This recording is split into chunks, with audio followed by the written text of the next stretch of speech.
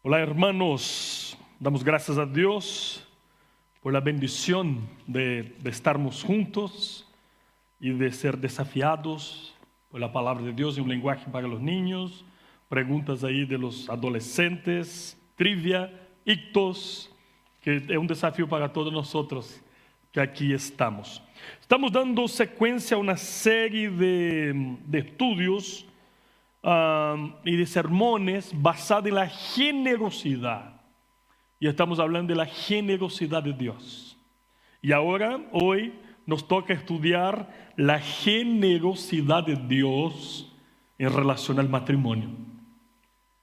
Estamos afirmando que la idea del matrimonio es obra de un corazón generoso, corazón de Dios, sí.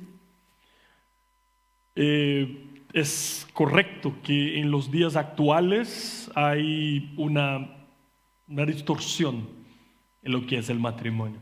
Hoy te invitamos a volver al origen de todo. Vamos a Génesis, capítulo 2, desde el versículo 18 hasta el versículo 25, vamos a estudiar un poco qué es lo que estaba por detrás de la idea del matrimonio. ¿Qué es lo que es el matrimonio a la luz de la palabra de Dios? ¿Por qué Dios instituyó el matrimonio como la primera cosa? ¿Y por qué afirmamos que el matrimonio es fruto de la generosidad de Dios? Nuestro intento es contestar estas preguntas y seguramente, como la Biblia es nuestra única regla de fe y conducta, encontramos en la palabra de Dios las respuestas para estas inquietudes. Así dice la palabra de Dios, Génesis capítulo 2, desde el versículo 18 al versículo 25. Y dijo Jehová Dios: no es bueno que el hombre esté solo. Le haré ayuda idónea para él. Cuando nosotros leemos aquí, hasta aquí, ya hay 6 declaraciones en que Dios dice no, que Dios dice todo lo que Él había creado. Dios hace una evaluación y Dios dice es bueno. Es bueno. 31, versículo 31 del capítulo 1, cuando Dios evalúa toda la creación, Dios dice todo es muy bueno. Es la primera evaluación que Dios hace que no es bueno. Y la primera evaluación dice no es bueno que el hombre esté solo. La soledad del hombre fue la primera cosa condenada por Dios. Versículo 19 dice: Jehová Dios formó pues de la tierra toda bestia del campo y toda ave de los cielos, las trajo a Adán para que viese cómo las había de llamar. Y todo lo que Adán llamó a los animales vivientes, ese es su nombre. 20. Y puso Adán nombre a toda bestia y ave de los cielos y a todo ganado del campo, mas para Adán no se halló ayuda idónea para él. Entonces Dios está preparando todo el contexto para el matrimonio. Dios da a Adán la responsabilidad de nombrar a los animales, es decir, él tiene autoridad. En el contexto hebreo antiguo, nombrar significa tener autoridad. Y eso es lo que Dios está delegando a Adán. Esta autoridad de nombrar los animales. Y dice Moisés que el nombre dado por Adán es el nombre que tenemos. Posiblemente hablan de categorías de especies, ¿no? De cada uno de ellos. Pero en la evaluación de Adán, en su reflexión, al ver todos los animales, macho, hembra, hay una declaración que dice en el versículo 20, mas para Adán no se halló ayuda idónea para él. Es decir, que Dios le permitió ver que todos están con sus pares, pero él no. Entonces Jehová Dios hizo caer sueño profundo sobre Adán, y mientras éste dormía, tomó una de sus costillas y cerró la carne en su lugar. Y de la costilla que Jehová Dios tomó del hombre, hizo una mujer y la trajo al hombre. Aquí entonces Dios está preparando todo para el matrimonio, para lo que sigue. Dios permite a Adán a ver todo y ahora Él pone sobre Adán un sueño, él duerme y ahí Dios saca la costilla de Adán.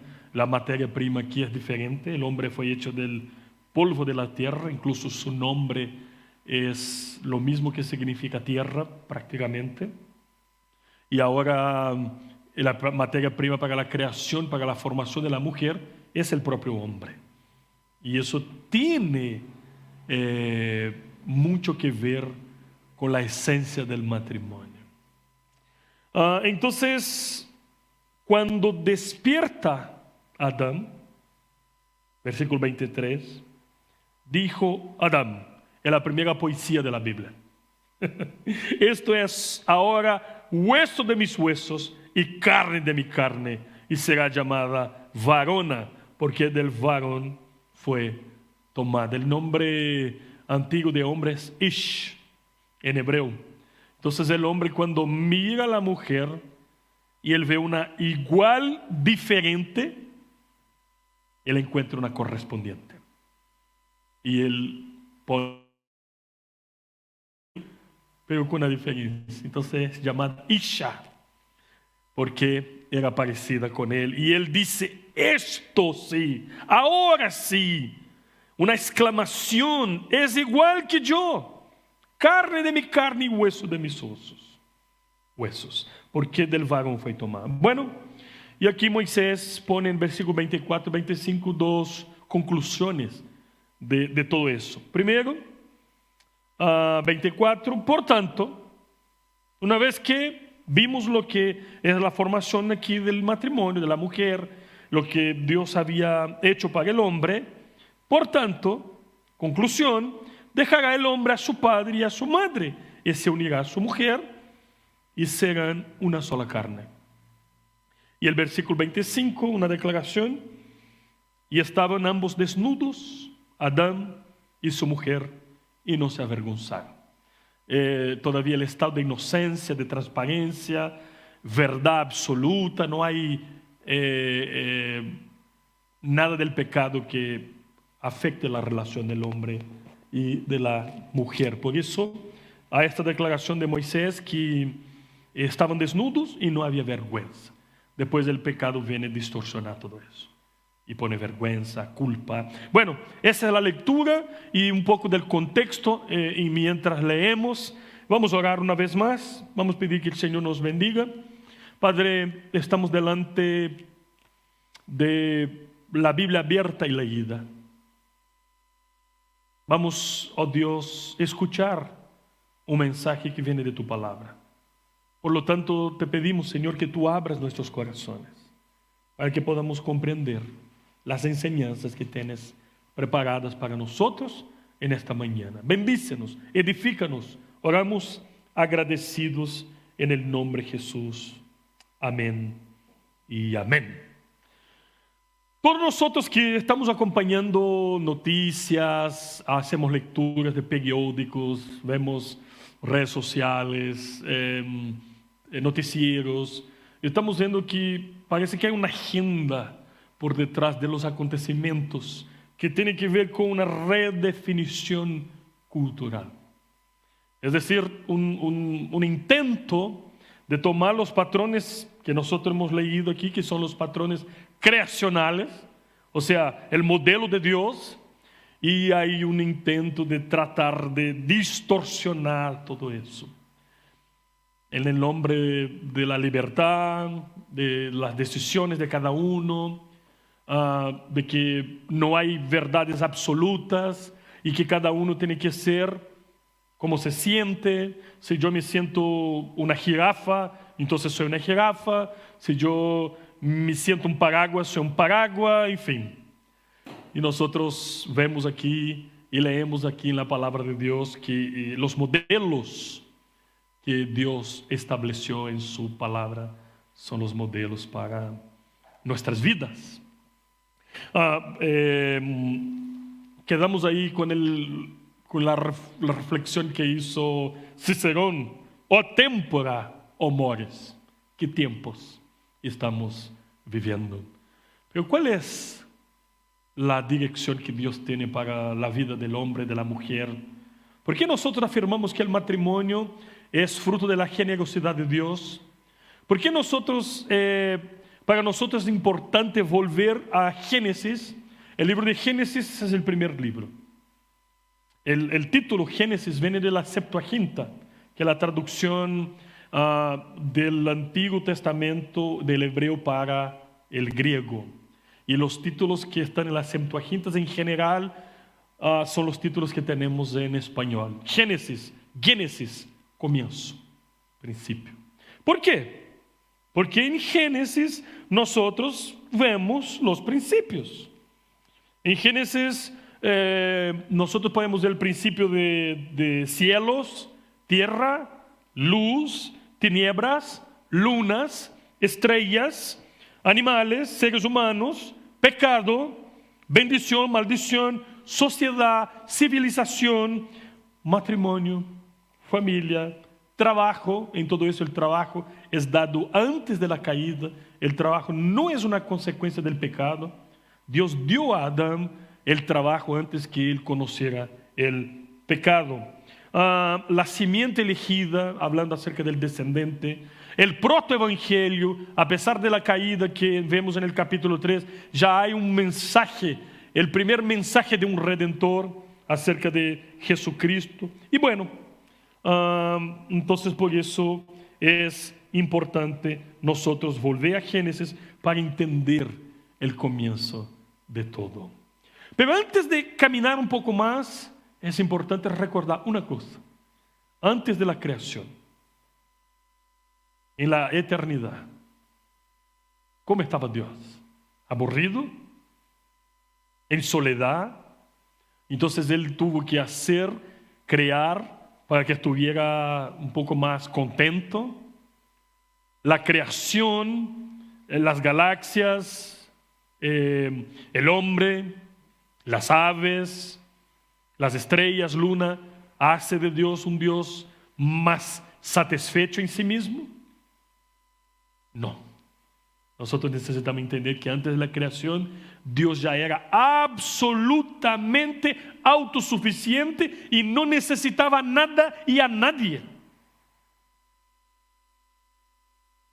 Dios en su gloria, en su majestad, en su grandeza, en su soledad. Incluso es un atributo de Dios la soledad. Dios no necesita a nadie para ser más Dios. Entonces Él creó porque es un Dios generoso. Él creó para compartir su gloria con la creación. Creó porque Él tenía un plan perfecto. La teología llama los decretos eternos de Dios. Dios tiene una agenda. La creación, la redención, la providencia son algunas de las manifestaciones del decreto eterno de Dios. Entonces, tenemos aquí el relato de la creación. Dios llamó la existencia a todas las cosas. En el capítulo 1 habla de la creación de una manera general. En el capítulo 2 comienza a dar detalles de esta creación. Y es interesante que el Señor hace el hombre de una manera diferente, en el sentido de que Él llama a la existencia a todas las cosas. Por ejemplo, en Génesis capítulo 1, versículo 3, y dijo Dios que sea la luz, y fue la luz. Todos son órdenes de Dios, parece que indirectas, las cosas suceden. Pero en el cambio, cuando Dios hace el hombre, es algo más personal. Hay un involucramiento de Dios. Mira, se detiene todo y dice: entonces dijo Dios, hagamos el hombre a nuestra imagen y conforme nuestra semejanza. ¿Por qué? Dios crea el hombre. Creó el hombre, Adán. Del polvo de la tierra lo armó, lo formó, le sopló viento, espíritu, le dio vida.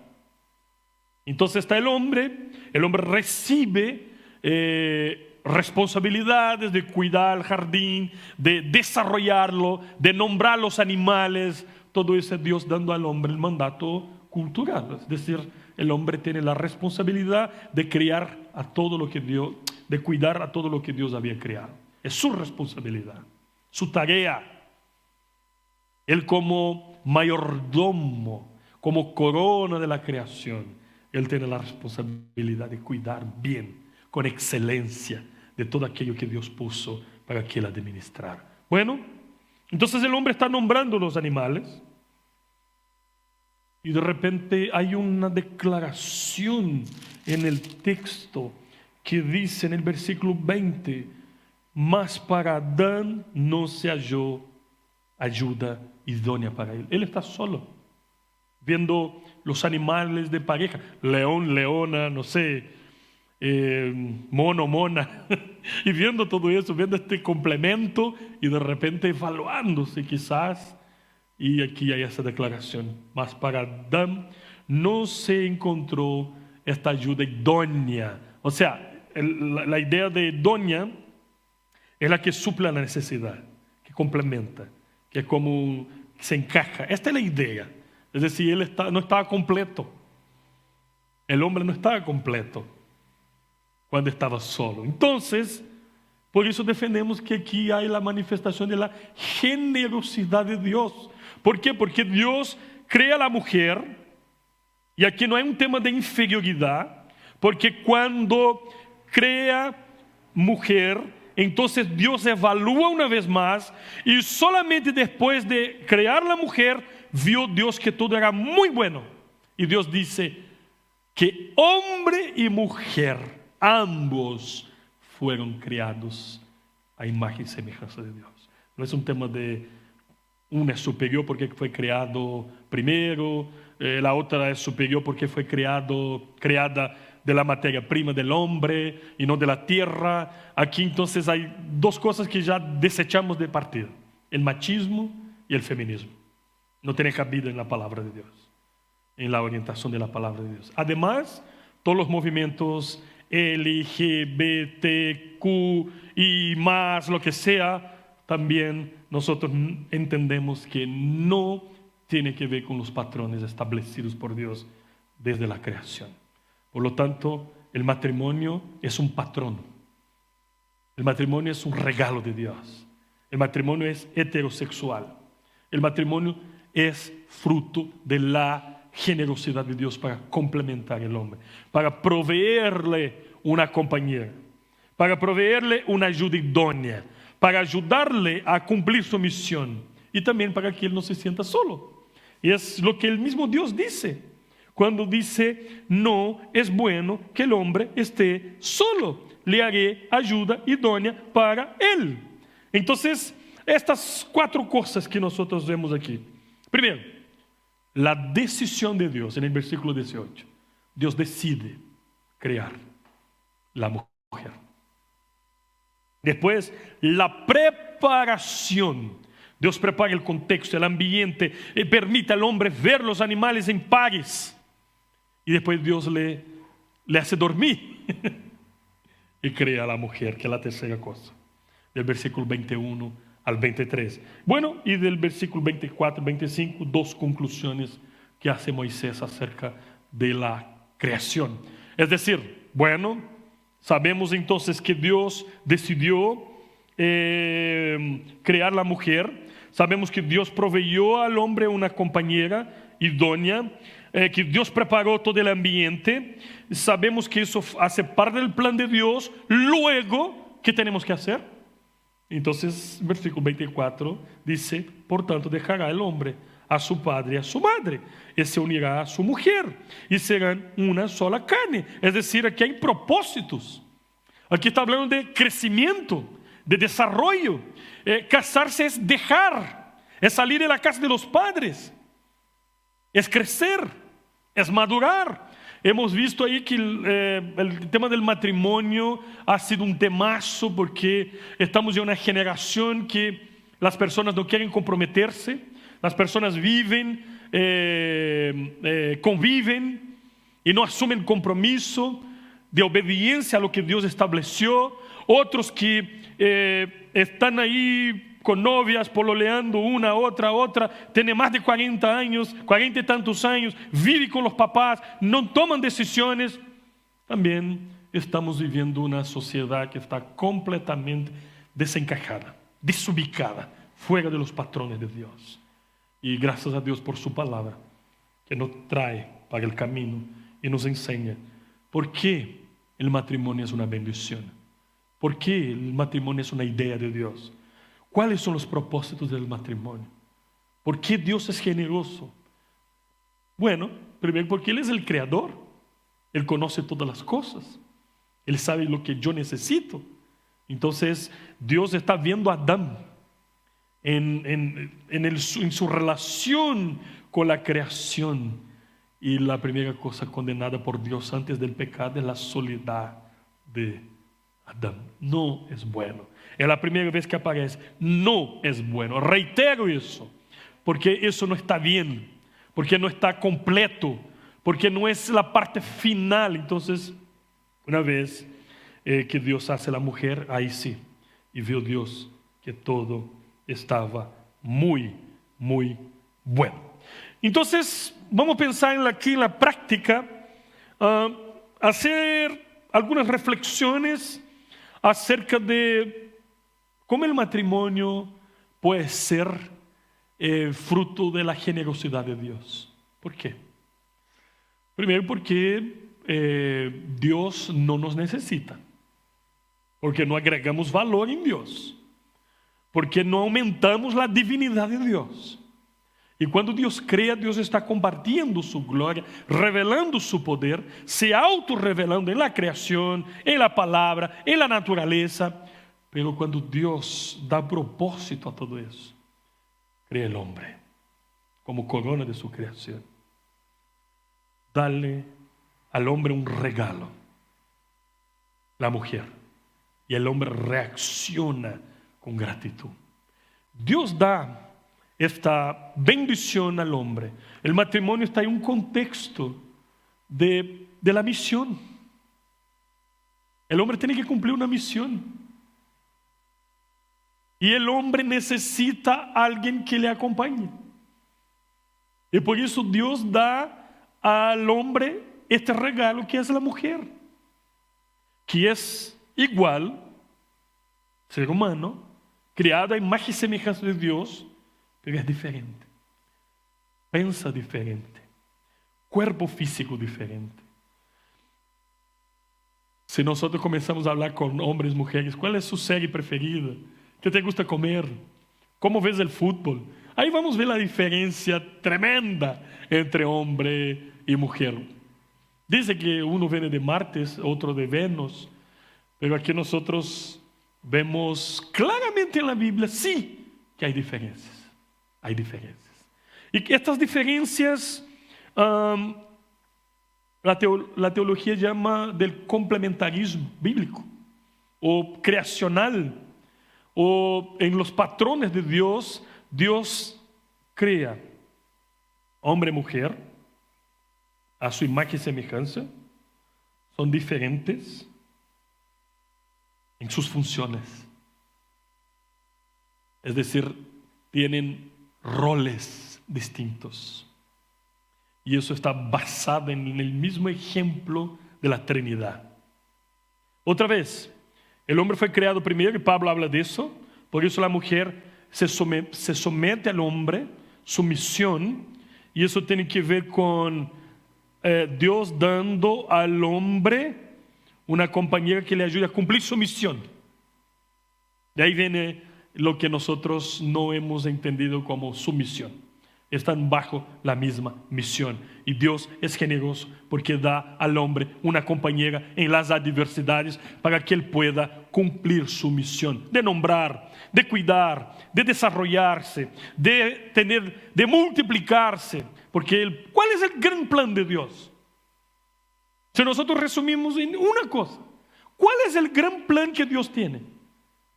Formar una familia en la tierra.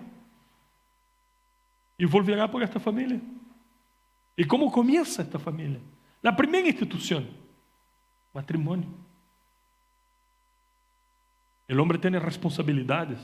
Dios llama al hombre en el contexto del pacto, le da 3 mandatos: espiritual, social y cultural. Relación con Dios en primer lugar, relación con su prójimo, con su esposa, con sus futuros hijos, con la sociedad. Necesito relacionarme porque soy un ser sociable, pero necesito a Dios porque soy un ser espiritual en primer lugar. Pero también hay el mandato cultural: crear, desarrollar, subjuzgar la tierra, cuidar como mayordomo. Y el hombre no era capaz de hacer eso solo. Por lo tanto, Dios le dio un regalo: la mujer, que es igual, pero con funciones distintas, como la Trinidad. ¿Quién es más poderoso? ¿Dios Padre, Dios Hijo o Dios Espíritu Santo? ¿Quién es más glorioso?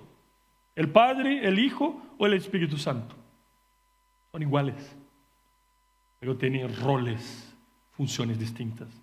¿Quién fue a la cruz? ¿El Padre? ¿El Espíritu Santo? No, el Hijo. Él se sometió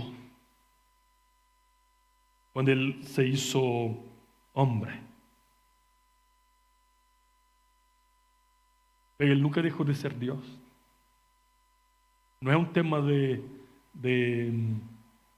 quién es mayor, quién es inferior, quién es superior. No, es un tema de roles distintos.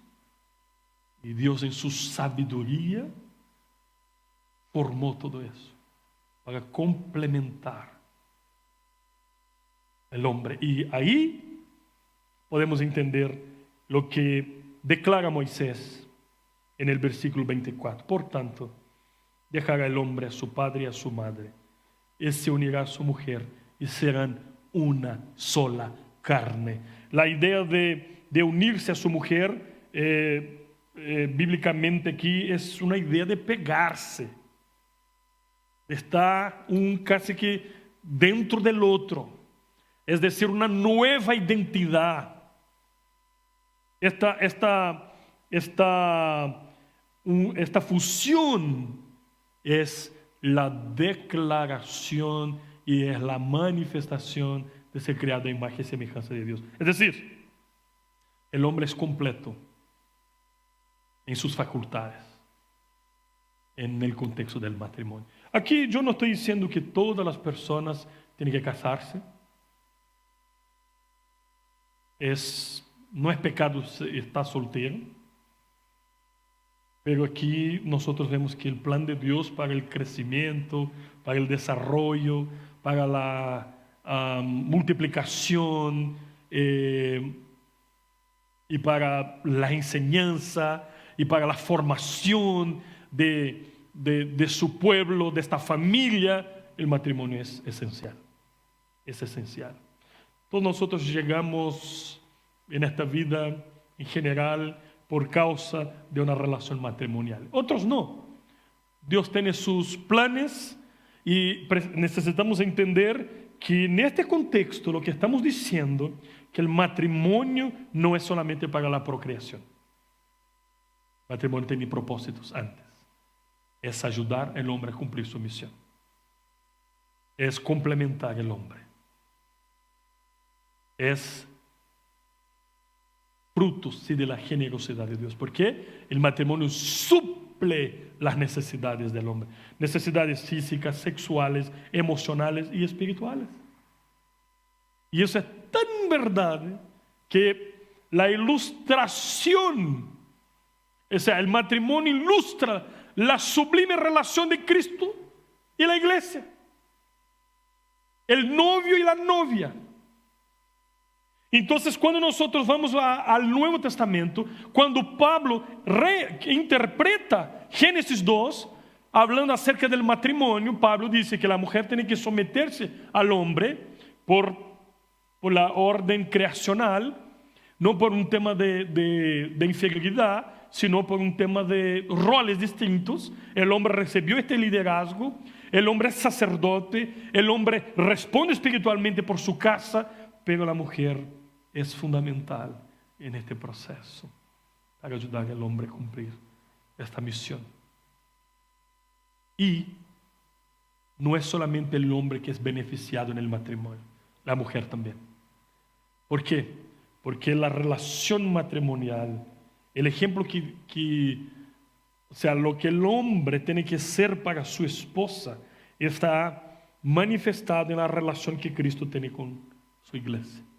Cristo murió por su iglesia, se entregó por ella, dio la vida por ella, tal como el hombre tiene que dar la vida por su esposa. Esta relación es una relación de protección. El esposo tiene que proteger a su esposa físicamente, emocionalmente. Y de ahí viene la interpretación antigua que Dios no sacó una parte de la cabeza del hombre para hacer la mujer, porque no era superior, ni de sus pies, porque no era inferior, sino aquí de su costado, bajo sus brazos, protección, cerca de su corazón, en fin. El hombre tiene una responsabilidad. Y por mucho tiempo, muchas mujeres leían, por ejemplo, Efesios 5, que dice que hay que someterse a su esposo, y que es dura mi tarea, ¿cómo voy a hacer eso? ¿Cómo me voy a someter si tengo voluntad? A veces creo que la decisión mejor no es la que quiere el esposo, porque hay una distorsión del liderazgo. Hay esta visión equivocada, el machismo, el feminismo. ¿Qué mujer tiene dificultad de someterse a un marido que ama de verdad a punto de entregarse? Una mujer que se sienta protegida. Y tampoco estamos diciendo, y la Biblia no dice que el hombre es el líder del hogar, significa que él va a mandar y todo tiene que suceder. No. Planifican juntos, deciden juntos dónde ir, qué van a hacer con la plata, educación de hijos, pero Dios va a cobrar el hombre va a rendir cuentas del liderazgo de su casa. Porque Dios dio el trabajo al hombre antes que naciera la mujer, y esa es la conclusión que Pablo llega. Otra vez, no es un tema de inferioridad o superioridad, es un tema de funciones distintas, pero que se autocomplementan en el matrimonio. Es decir, el matrimonio es una bendición para el hombre, porque suple sus necesidades, le ayuda a cumplir su misión, le complementa física, sexual, emocional y espiritualmente. Y lo mismo pasa para la mujer. La mujer es bendecida, es acogida, es cuidada, es protegida y por fin es amada. ¿Sabe lo que está pasando en Génesis capítulo 2? Es la primera ceremonia de matrimonio. Cuando Adán se despierta, ¿qué es lo que él recibe? ¿Qué es lo que él ve? La mujer. ¿Y quién trajo la mujer para el hombre? Dios. Y ahí viene la imagen de matrimonio que tenemos hoy, el padre entregando su hija a su novio. Eso sucedió la primera vez en el jardín, en el Edén, antes del pecado.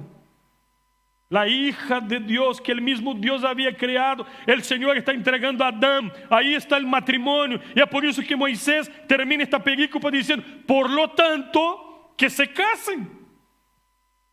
Y el matrimonio es esta fusión entre hombre y mujer que se convierte en una sola carne. Es imposible cumplir la esencia del matrimonio si no es una relación heterosexual. Imposible. Hombre y mujer. Ese es el patrón de Dios. El patrón creacional, original. Por lo tanto, este matrimonio, este modelo, está preparado, desarrollado para garantizar ¿o qué? Protección, bendición, ajustes, equilibrio, desarrollo emocional, protección sentimental, intimidad sexual, bendición de criar los hijos, de vivir para la gloria de Dios. El matrimonio es fruto de una mente extraordinaria que está haciendo lo mejor para su creación. El matrimonio es obra de la generosidad de Dios. Y yo quiero concluir haciendo algunas aplicaciones en esta mañana. Primero, vamos a revisar algunas cosas. Primero, el matrimonio es iniciado por Dios. Versículo 18. Segundo, es una relación heterosexual. Hombre y mujer. Es una relación no de poligamia, monógama. Es decir, un hombre para una mujer. Dios no hizo para Adán dos mujeres. Es una. Y cuando entra la poligamia en la historia de la redención, capítulos adelante en Génesis, vemos la consecuencia de eso en la vida del pueblo. El modelo de Dios es monogamia. La mujer fue tomada del costado del hombre, no de sus pies, otra vez, es decir, la materia prima que Dios utiliza es el propio hombre. No hay un tema de superioridad o inferioridad, roles distintos. Hay una relación de interdependencia. El hombre necesita a la mujer necesita al hombre, y ambos se complementan. Es una relación permanente, debe ser permanente, hasta que la muerte os separe. Es una relación de intimidad, es una relación de transparencia, es una relación de verdad. Y vea como el versículo 25 dice que estaban desnudos, Adán y su mujer, y no se avergonzaban, compartían todo y de manera perfecta. Bueno, quizá tu matrimonio hoy esté en fracaso total, terriblemente fracasado. O te das cuenta que has sido una egoísta en esta relación. El matrimonio tiene propósitos dados por Dios: cumplir la misión, glorificar a Dios. El uno complementando el otro, no uno buscando satisfacer sus propias necesidades. Es uno que se da al otro. Por eso es la concepción original del matrimonio, es la idea original del matrimonio. ¿Y qué pasa si tu matrimonio está en fracaso total? Te invito hoy a ir a los pies del Redentor, a clamar por tu matrimonio, por tu esposo, por tu esposa, por sus hijos, para que Dios dé propósito, para que Dios transforme corazones, para que Dios los quebrante, para que haya arrepentimiento, para que haya perdón y para que haya recomienzo en este proceso. Hay gracia en el Evangelio cuando fracasamos, cuando no estamos desarrollando los roles que Dios exige de nosotros. Todavía hay tiempo de arrepentirse y orar: Dios, perdóname, yo quiero ser un mejor esposo, quiero ser una mejor esposa. Y Dios, queremos cumplir el propósito por el cual nos uniste, el propósito bíblico. Y Señor, todo eso es para que cumplamos la misión. Es tiempo de reevaluarse, hermanos. Cuando vamos al primer matrimonio, somos obligados a reflexionar cómo estamos en nuestros matrimonios. Y si tú todavía no estás soltero, evalúate también. ¿Por qué? ¿Y cómo? ¿Y cuándo? Sí, hoy día escuché un sermón sobre matrimonio, así que me voy a casar con el primero. No, con la primera tampoco. Te advierto una cosa: no case con un enemigo de la cruz. No será de bendición para ti.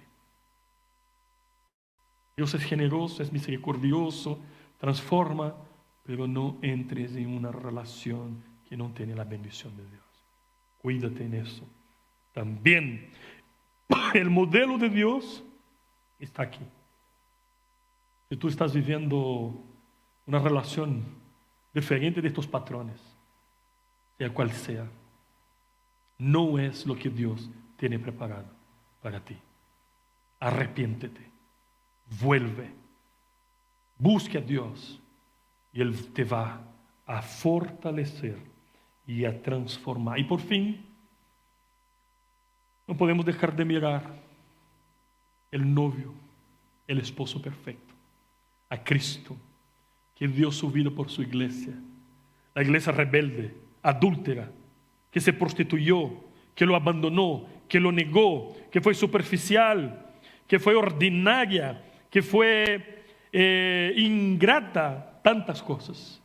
Y a pesar de eso, murió por ella, se entregó por ella, está viviendo por ella, resucitó por ella y la está llevando para las bodas del Cordero. A pesar de sus errores, a pesar de sus fracasos, a pesar de su rebeldía, Dios nos ama incondicional y sacrificialmente, a punto de enviar a su Hijo Jesucristo a morir por nosotros. Así que te animo en el nombre del Señor a recordar que eres amado, que eres cuidado, que eres protegido, que Dios tiene un plan para tu vida y que tu matrimonio es fruto de la bendición de Dios. Y si no estás disfrutando de eso, todavía hay tiempo. Vuélvanse a los pies de Cristo, porque Él tiene vida para todos. Que Dios nos bendiga, que Él nos fortalezca y que podamos vivir de acuerdo a lo que Dios nos llama a vivir. Vamos a cantar el himno 3. Nos hemos reunido y luego después vamos a orar y recibir la bendición.